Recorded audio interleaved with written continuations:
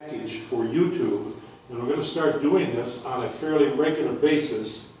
And these are all parents who have had bipolar children, and how we're going to start trying to get over that damn hurdle, the big S, stigma.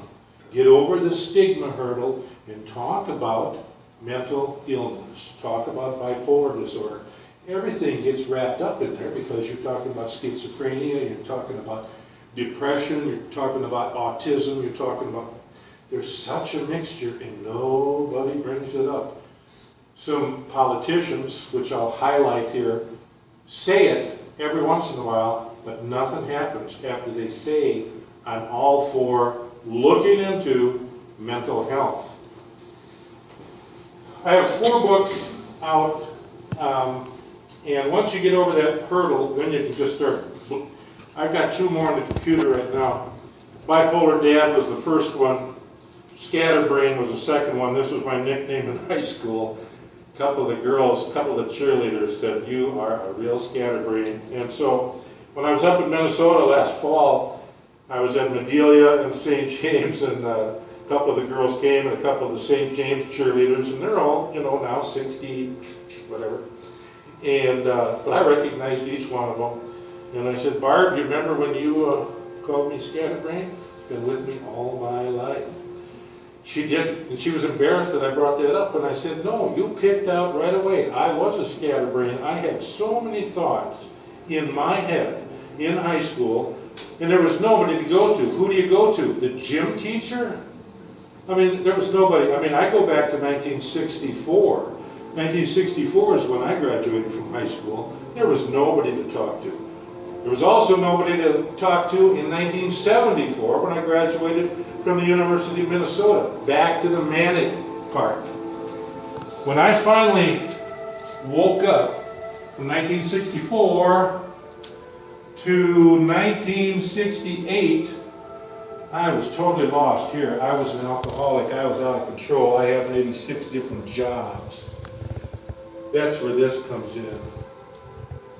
I've had 78 jobs in my life since the very first time I had a job. I cannot stand taking orders from anybody. Never could.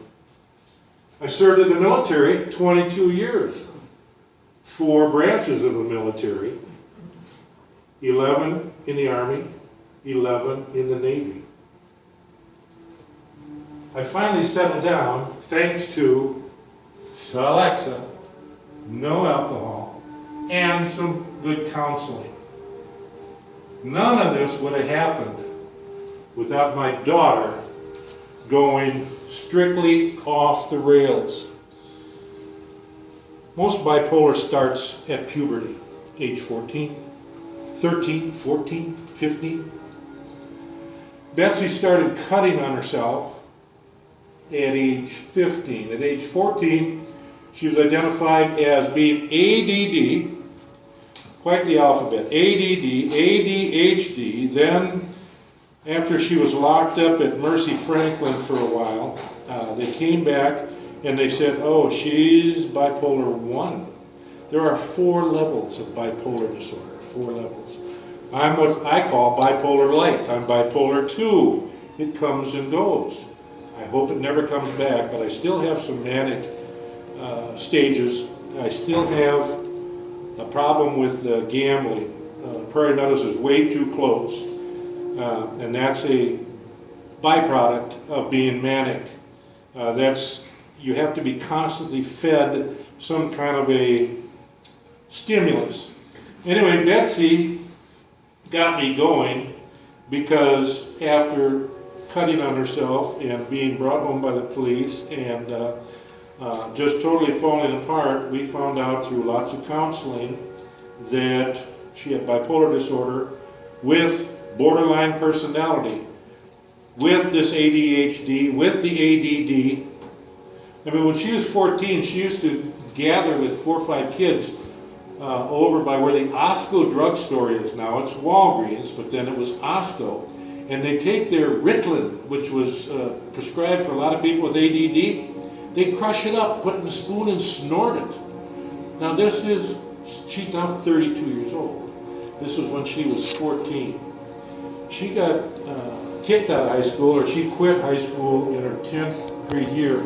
She was always up in the counselor's office, always in trouble. And when I say in trouble, she just wasn't doing what everybody else was doing. But she had these terrible, terrible thoughts and feelings, and she didn't want to live. Suicide was something that was on her mind.